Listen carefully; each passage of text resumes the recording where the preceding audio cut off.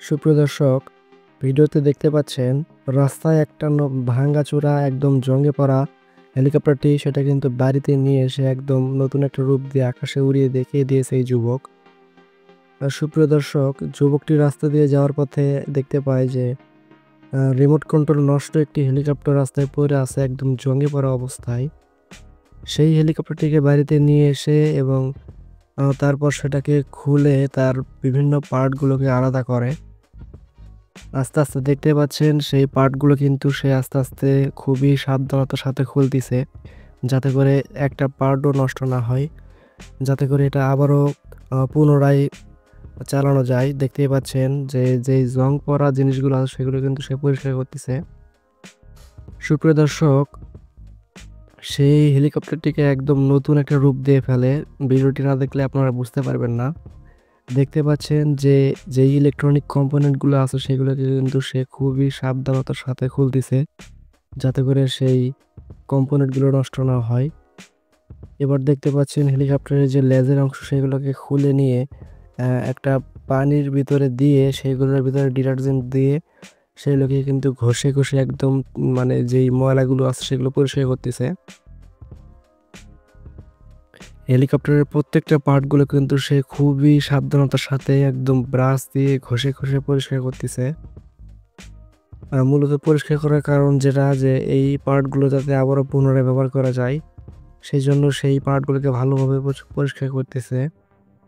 পরিষ্কার করার পর এই যে মানে ইলেকট্রনিক কম্পোনেন্ট আছে সেগুলোকে কিন্তু পরিষ্কার করলো। তারপর এই পার্টগুলোকে আবারও মানে পরিষ্কার পানি দিয়ে ঘষে একদম চকচকে করে ইলেকট্রনিক্স মোটরগুলো চেক দিচ্ছে যাতে মানে এটা নষ্ট নাকি ভালো দেখা যায়।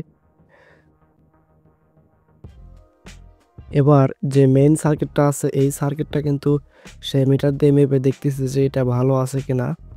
তারপর সেই পার্টটাকে মানে ওই হেলিকপ্টারের যে উপরের অংশ আছে সেটাকে কিন্তু কালার করে এবং যেই ইঞ্জিন কভারটা আছে সেগুলো কিন্তু কালার করে একদম নতুন চকচকে বানিয়ে ফেলে।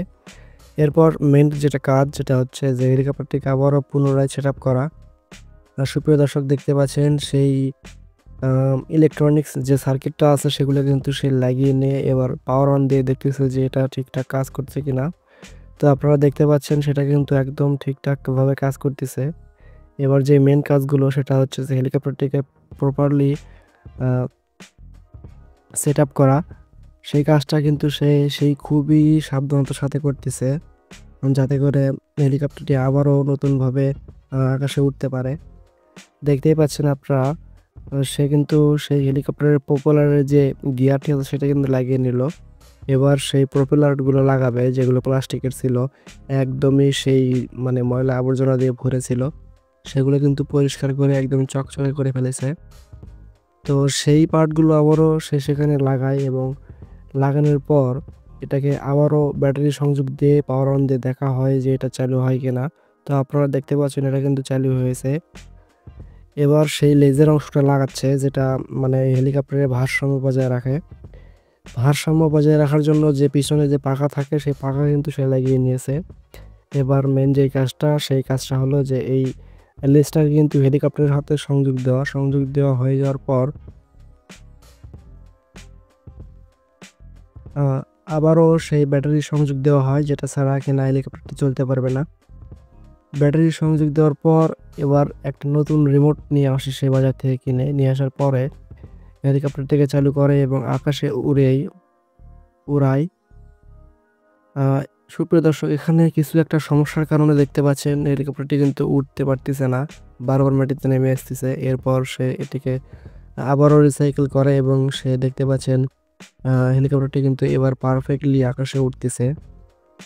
দর্শক, ভিডিওটা যদি ভালো লাগে অবশ্যই একটা লাইক করবেন। আপনাদের একটা লাইক আমাকে আরও ভিডিও বানাতে মোটিভেট করে। তো এই ছিল আজকের ভিডিও। এ পর্যন্ত সবাই ভালো থাকবেন, সুস্থ থাকবেন। আল্লাহ হাফেজ।